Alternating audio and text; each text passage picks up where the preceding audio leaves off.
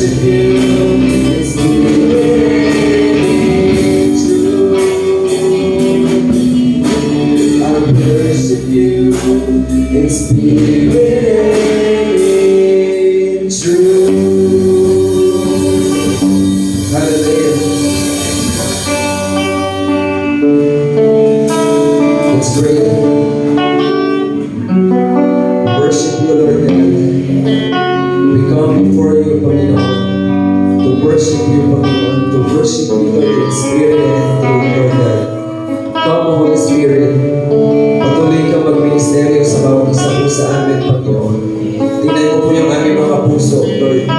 Kung meron ka po nakikita ng mga karulihan, kasalanan, Panginoon, na magiging sagabal, Panginoon, sa pakikipag-iig po namin sa iyo, sa iyong mga salita, Panginoon. Lord, dalangin ko po, Panginoon, alisin mo po ito, Panginoon. Pag-Diyos, palitan mo po kami. Palitan mo po, Panginoon, ang puso na umaw, Panginoon, sa iyong mga salita, na umaw, Panginoon, sa iyong presensya, Panginoon, at dalangin ko. Buksan mo po kami mga puso ng isipan, Panginoon, at patuloy ka mag-ministeryo rin sa bawat isa po sa amin, Panginoon. Dinadalangin ko po, Panginoon, ang gawain po ito, Panginoon, at magbigay, Panginoon, ng kaluluran sa iyo. Ikaw na ba, Panginoon, ang mamuna, Lord, sa lahat po ng tatayo, Panginoon, sa lugar po ito, sa stage po na ito, Panginoon, sa likod, Panginoon, ang pulpito, Lord. Ikaw na ba, Panginoon, ang mamuna, kasihan mo, Panginoon, ang kanilang bubuhay, especially, Lord, yung anak mo, Panginoon, na gagamitin mo, Panginoon, yung gabi na ito para magbahagi ng iyong mga salita. Salamat, Panginoon, sa buhay po niya, Panginoon, na patuloy na gagamitin mo, Panginoon, ang nagdalangin namin. Kasihan mo, Panginoon, ang kanyang mga labi upang ang mga salita na lalabas, Panginoon, sa kanyang mga bibig, Panginoon, ay pagpapala, Panginoon, sa iyo, at pagpapala, Panginoon, sa iyong mga anak, Lord, at sa lugar po ito. Maraming salamat po, Panginoon, sa iyong mga salita na inihanda mo, Panginoon, sa kanyang puso, at patuloy mo po siyang samahan, Panginoon, upang marinig ng lahat, Panginoon, ang iyong mga salita at kalooban mo ang aming dalangin namin ngayong pong gabi na ito. Ang pinaka-nais po namin, Panginoon, ay maranasan po namin ang pag-ibig at presensya mo, Panginoon, ngayong gabi na ito.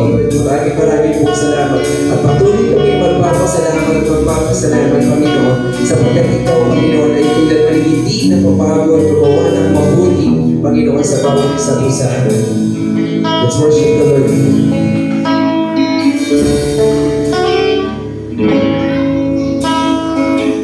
Salamat, Panginoon.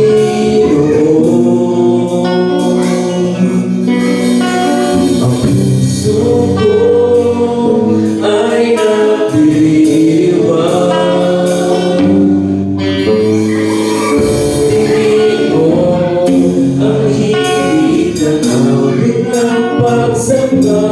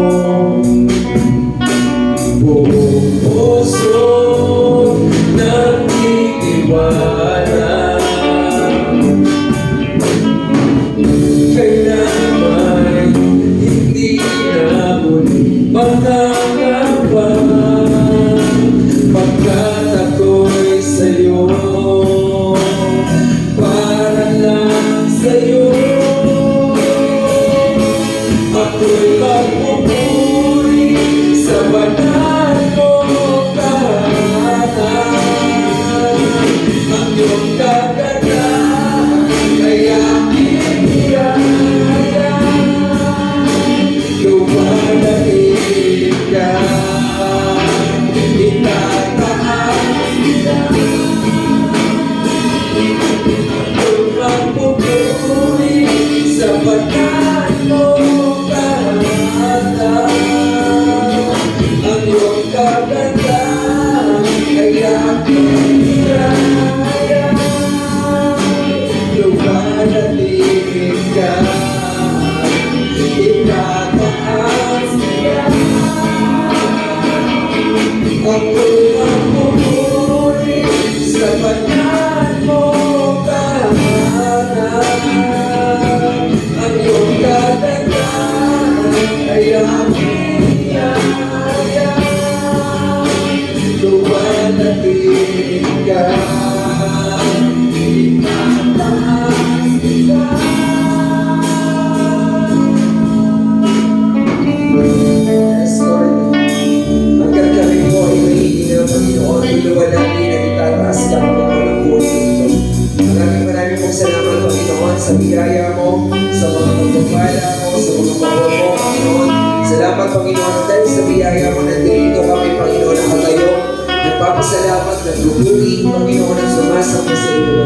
Maraming pong salamat, Panginoon, at nadalahin ko po.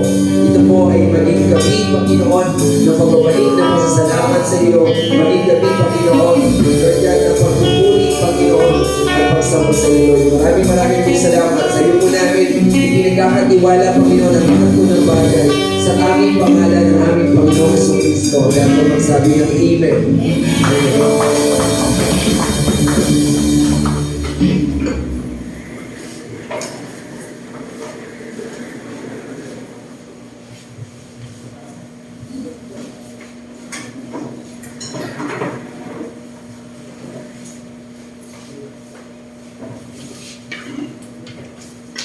Okay po, tayo po ay nagpapasalamat sa Diyos dahil nag-start po tayo sakto sa oras.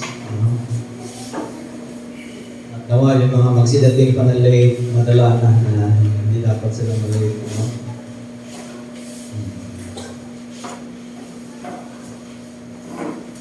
Okay, huminga po muna kayo ng malalim.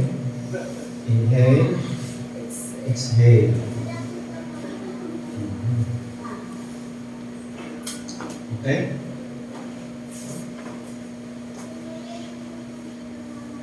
Ang ating pong tagapagsalita ngayon ay malayo pa kanyang pinanggalingan.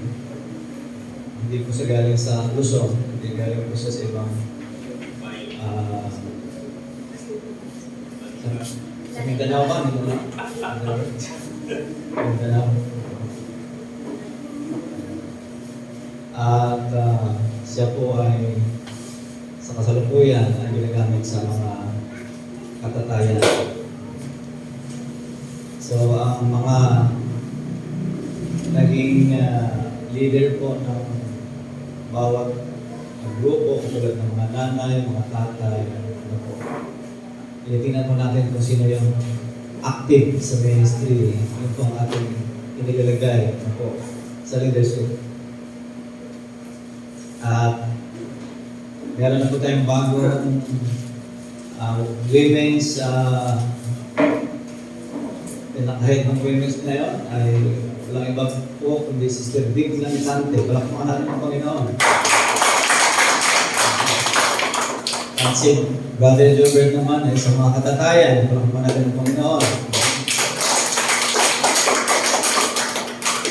At sila po ay ang magkaka-teamwork para po una sa lahat, igaya ng mga nanay at tatay sa pagsunod sa salita ng Diyos. Kaya sila po ang nasa ngayon leadership. At alam niyo po mga kapatid, ang isa pong kagandahan kapag may ministry ka, araw-araw kang pinapanalangin. Sa morning prayer, lahat ng mga nasa ministry head ay pinapanalangin. Parang napangiti si Mama Jana. Mama Jana, bakit napangiti? Kasi po, araw-araw siya pinapanalangin. Pero hindi ko lang sasabihin na wala sa pag-morning prayer. Hindi ko lang po sasabihin. So si Teacher Ro, ang kanya pong dahilan kung bakit siya nag-attend kasi may trabaho siya. Hindi ko alam kay, ang tawag nila kasi kay Mama Jana, yung Mama Jana, yung tatawag nila ni Joy, wala po si Joy din. Pero ang isang advantage nga sa mga nasa leadership, pinag-pray sila araw-araw. Yun po ang isa, parang ang pinaka-reward nila, na matatagad araw-araw, pinag-pray sila. Kaya po, salamat po sa Panginoon dahil kapag ikaw ay active sa ministry, nasa ministry, araw-araw po ay cover ka na prayer. At yun po ang isang napakalaking blessing sa mga nagiging kay Lord, yung araw-araw kong pinapanalangin. Si Ma'am Jessa at sila po ang secretary at saka si Ruth, si Roxanne, araw-araw rin po yan pinapanalangin. Kahit po hindi po siya araw-araw nakaka-attend ng morning prayer, pero araw-araw po siya pinapanalangin. Ganun din po si Sirling, araw-araw po pinapanalangin. Kaya mga kapatid, kapag binibigyan kayo ng ministry, i-grab nyo pa agad, tanggapin nyo pa agad. Kasi po, araw-araw kayo pinapanalangin. Okay, so hindi lang natin yung mga ngayon lang na nakarating dahil na-traffic siguro ang mga taga-pabahay.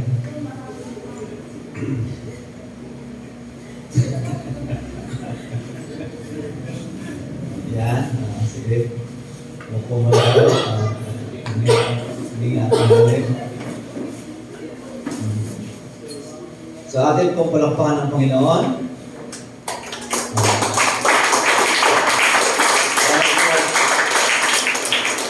Welcome po natin ang presence ng Lord sa gabi nito. Tayo po yung tayo. Welcome po ang presence ng Lord sa gabi nito. Hallelujah. Welcome po Lord. Hallelujah. Hallelujah. Let your name be glorified. Let your name be magnified. Let your name be exalted. To you belongs the glory, the honor, and the praise. Lord, sit, hallelujah, the throne. Sit on the throne in the midst of us. Hallelujah, hallelujah. Salamat po po po. Holy Spirit, we acknowledge you. We acknowledge you, Holy Spirit. Hallelujah. Hallelujah. Salamat po. Ay pumukaupo na. Ang isa po pong pinapasalamatan dahil ulitin ko yung atin pong time ngayon ng Sunday, pagdating ng 8:30 ay nagsisimula na po tayo. Kung wala po yung gitarista, kahit bass lang pwede na. Kahit wala yung drum yun, pwede na magsimula. Basta 8:30 start na agad. Katulad sa gabi ito, 7:30 start na agad. Huwag natin hintayin yung mga dapat magkaroon ng disiplina sa oras. So, salamat po sa Panginoon. Kaya po, hindi na ako magpaligoy-ligoy kasi tapos na yung paligoy-ligoy ko kanina. Ating po tatawagan ng ating tagapagsalita. Unang iba po, ang ating kapatid, si Brother Jobert Capigo.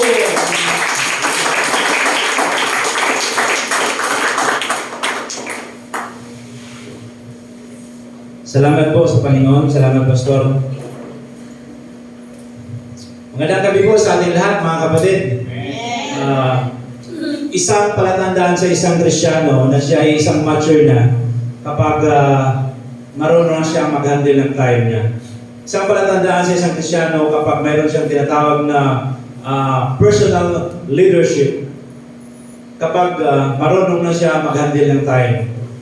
So, tulad na sa sinabi ni Pastor kanina, tayo ay natutuwa at alam ko at ang Panginoon ay natutuwa din. Dahil, God is not too late. God is not in a hurry, but He is on time. Amen? Amen.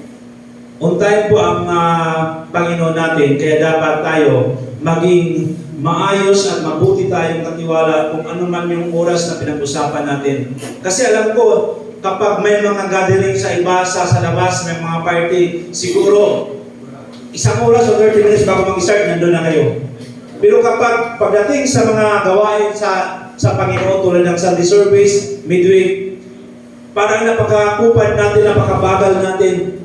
Imbis ang start ay 7:30, ang iba makarating tayo ay 8:30 or 8, so late na. Remember, ang pagsamba natin sa Panginoon, lalo-lalo na yung Sunday, tatlong bagay yun, tatlong part yun. Una, pagdating sa praise and worship, ito yung tinatawag na mans to God. Mans to God. So pinupuri natin ang Panginoon, pinaparangalan natin. Then pagdating na lang sa preaching ng pastor, ito yung tinatawag na God to man. Diba? God to man. So mag-umusap ang Panginoon sa atin through our pastor na nagpe-preach. And then pangatlo, after the service, may tinatawag na man to man. Ibig sabihin, after the service, kumustahin mo yung kaibigan, yung kapatid mo, meron ka bang prayer request, ipag-pray natin kahit 5 minuto lang, magmanalangin tayo. So, there will be a fellowship to each other sa mga kapatiran. So, kapag darating ka dito na ang pastor nagpipreach na, payag ka ba na tanggap ka lang sa Panginoon tapos hindi ka marunong magbigay sa Kanya?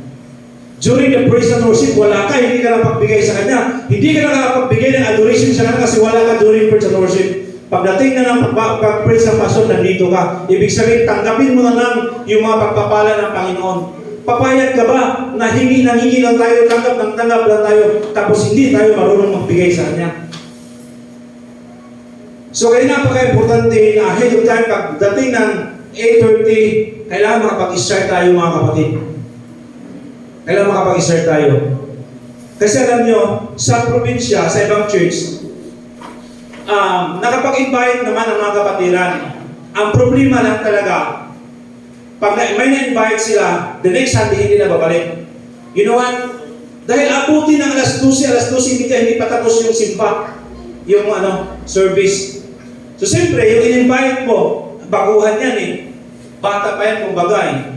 Hindi na, kahit siguro ako, magdadalawang isip na ako, hindi na ako babalik doon. Ang tagal naman ng service nila, nasimpa nila.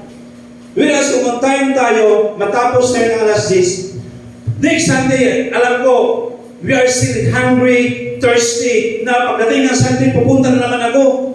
Ganyan. Parang binibiti natin yung mga in-invite natin. Na pagdating sa next Sunday, excited naman sila na sasabay na naman sa'yo. Ngayon, kung matapos tayo ng 12:30, iwan ko lang kung madala mo pa ba yung in-invite mo. So, yun, napakaganda sa isang Kristiyano, isang palatandaan na siya isang mature na kapag marunong na niya i-lead yung sarili niya. Unang-una, sa oras, mga kapatid. So, nung Sunday, nag-start tayo on time, din ngayon nag-start din tayo on time. Hopefully, tuloy-tuloy na ito, mga kapatid. So, hindi na ako magpakatagal kasi gabi na, uwi pa ako sa Malabon. Meron na akong Bible kasi minsan na-store ko sa kaya bumili na akong Bible. Pag sa cellphone kasi, okay naman ang cellphone, kaso lang, pag may tumatawag ko kung fix, na-store ko. Diba? Na-store ko. So, mas maganda talaga kapag meron tayong Bible. Hindi ko ba? Pabili kayo sa akin. Bilhin ko kayo. Sa Makati ito, marami. Makati Christian Bookstore. Huwag niyo lang tanongin ang presyo kung magkano. Okay. So alam ko na in the Lord, there is no old stock, mga kapatid. Ibig sabihin, sa Panginoon walang luma. The Bible says, His mercy and His love are new every morning. Ibig sabihin, walang luma na bagay sa Panginoon. Laging bago, araw-araw laging bago, lalong-lalo na ang kanyang salita. Okay, let's open our Bible in the book of Genesis, chapter 12, verses 1 to 4.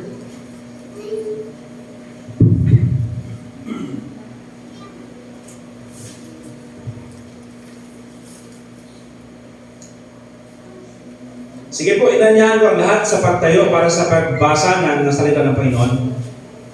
Genesis chapter 12, reading from a New King James Version.